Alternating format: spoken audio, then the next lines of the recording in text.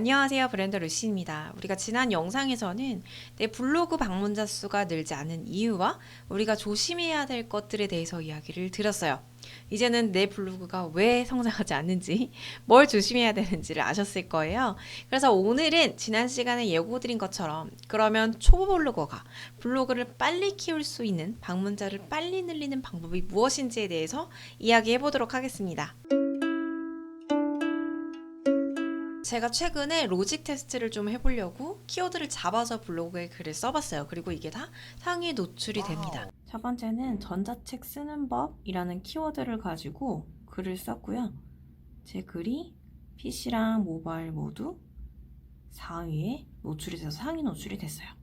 아침에 크몽수수료로 글을 하나 썼는데 그 글이 지금 2위에 노출이 되어 있어요. 이렇게 하면 방문자가 늘어요. 여러 방법이 있지만 초보가 가장 먼저 해봐야 될 3가지 방법에 대해서 이야기해 보겠습니다. 첫 번째, 분수에 맞게 키워드 잡기. 먼저 키워드를 내 규모에 맞게 잡으시는 게 굉장히 중요해요. 나는 무조건 좋은 키워드 잡을 거야 라고 하면서 경쟁률이 센 키워드를 잡게 되면은 되게 험한 일이 발생합니다. 글을 열심히 쓰긴 했는데 내 글이 저 아래로 막 밀려나 있는 현상을 보시게 될 거예요. 저도 처음에 블로그 운영을 하면서 막 욕심내서 키워드 잡았다가 되게 허무했던 적이 있었어요. 그래서 초보 블로거는 어떻게 하면 되는지를 보여드릴게요. 블랙키라는 사이트가 있고요. 여기다가 뭐 키워드를 하나 쳐볼게요. 패시브 인컴. 제가 패시브 인컴이라는 키워드로 검색을 해봤는데요. 여기에 월간 검색량 그리고 월간 콘텐츠 발행량이라고 떠요. 이 월간 콘텐츠 발행량 대비 월간 검색량이 많은 거를 키워드로 잡는다라는 거를 우선 기본으로 알아두시는 게 좋아요. 물론 여러 가지 다른 요인들이 있지만 아주 기본으로는 이렇게 알아두시면 되는데 이 발행량 부분이 460으로 되어 있잖아요.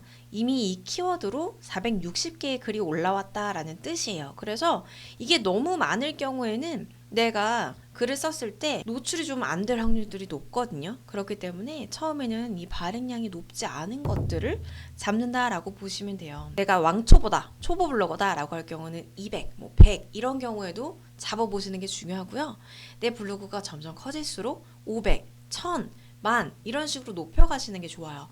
어느 정도 내가 블로그가 좀 성장을 했다라고 할 경우에는 이 검색량을 1000 정도는 이상 나오는 게 유의미하다라고 이야기를 드리기는 하는데 내가 초보 블로거다라고 할 경우에는 작은 키워드부터 잡아서 쌓아 올리시는 게 중요하거든요.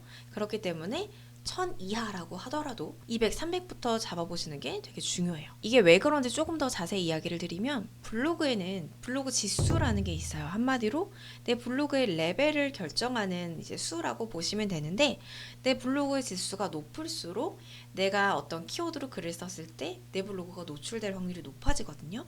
그렇게 하려면 내가 작은 키워드부터 잡아서 블로그 지수를 계속 높여가시는 게 되게 중요해요. 그렇기 때문에 초반에는 이렇게 이거 100밖에 검색량 없는데 200밖에 없는데 하지 마시고 내 블로그를 키운다라는 생각으로 잡아서 차근차근 올려보세요. 그런데 난 답답해 조금 더 빨리 올리고 싶어 라는 경우가 분명히 있어요.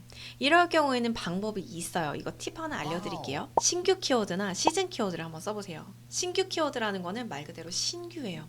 많이 사람들이 글을 쓰지 않았던 건데 예를 들어서 신조어 같은 것들 우리가 이제 막 쓰기 시작한 것들이 있잖아요. 이런 신조어를 키워드로 잡아서 써보시면은 이 방문자 수가 좀 빠르게 느는 효과가 있고요. 아니면은 시즌 키워드를 쓰시라는 건데 이 시즌 키워드라는 거는 봄이면은 뭐 딸기 축제, 10월에 할로윈이면 할로윈 이런 식으로 그 시즌에 맞는 키워드로 방문자 유입을 조금 빠르게 늘리는 효과는 있어요. 그런데 이거는 어디까지나 제가 팁으로 일시적인 방법을 알려드린 거기 때문에 중요한 거는 차근차근 좋은 컨텐츠를 쌓아 올리면서 방문자를 늘리는 게 가장 좋습니다. 이걸 병행해 보시는 게 좋아요. 두 번째, 블로그 지수. 두 번째부터는 조금 더 깊이 들어가 볼게요. 제가 앞서서 블로그 지수라는 것에 대해서 간단히 이야기를 드렸어요. 내가 분명히 이게 발행량보다 검색량이 많아서 썼는데 노출이 안 되는 경우들이 있거든요.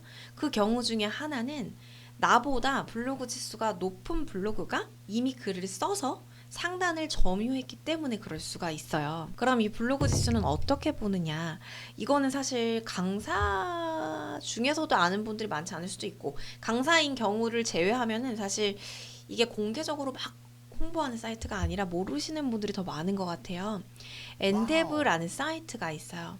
이 사이트에서는 블로그 지수를 제공을 해요. 그래서 내 블로그가 이제 블로그 지수가 얼마인지를 확인을 해보실 수가 있습니다. 그래서 다른 블로그의 지수는 얼마인지, 내 블로그 지수는 얼마인지 이렇게 비교해 가시면서 상단에 나보다 블로그 지수가 낮은 블로그가 글을 썼는데 상단 노출됐다. 이럴 경우에는 분명히 검색량이 발행량보다 적은데도 굉장히 경쟁이 센데도 내가 노출될 확률도 있어요. 이게 되게 신기하죠? 저도 이거 알고 나서 되게 신기해가지고 내가 이거 진작 왜 몰랐을까 이 생각이 들었거든요.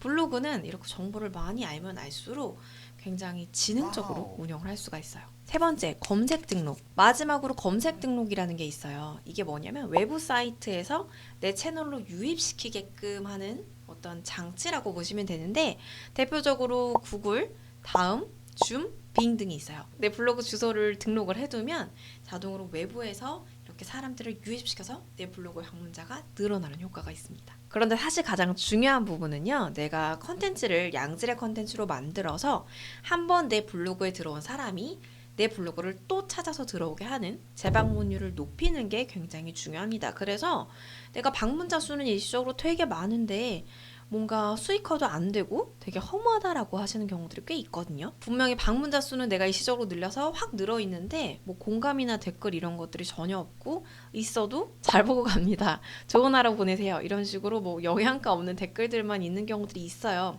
이런 경우에는 사실 수익화를 시키기가 조금 어렵다라고 보시면 돼요. 그래서 다음 영상에서는 수익화를 하기 위해서 어떤 방문자를 늘려야 하는지 어떤 방법으로 하면 좋은지에 대해서 이야기를 해보도록 하겠습니다. 궁금한 점은 언제든지 댓글로 말씀 주세요. 고맙습니다.